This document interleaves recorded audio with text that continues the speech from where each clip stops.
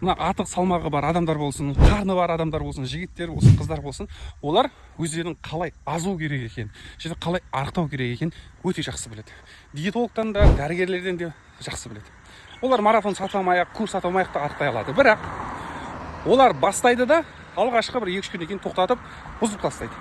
Тәтті тамақ жеп қояды, тойға барып қояды, бешбармақ істеп қойыпты, манты істеп қойыпты, кола ішіп қойдық деген сияқты сылтауларын айтып жатады.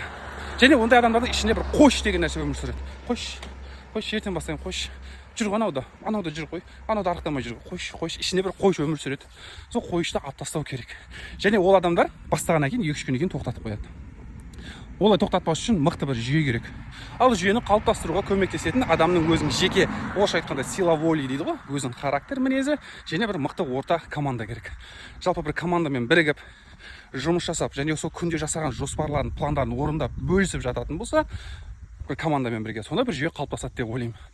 Сол себепті арықтаймын, азамын деген ойда болсаңыздар, жақсы бір ортамен жұмыс жасап, бір ортамен команда болып, күнделікті жүріп, күнделікті рациондарыңызды, тамақтарыңызды бөлісіп отыратын, қандай әсер алғандарыңызды бөлісіп отыратын бір орта керек болады.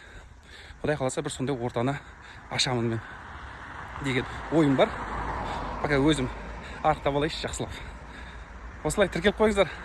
Тіркелмесеңіздер де болады, өздеріңіз білесіздер.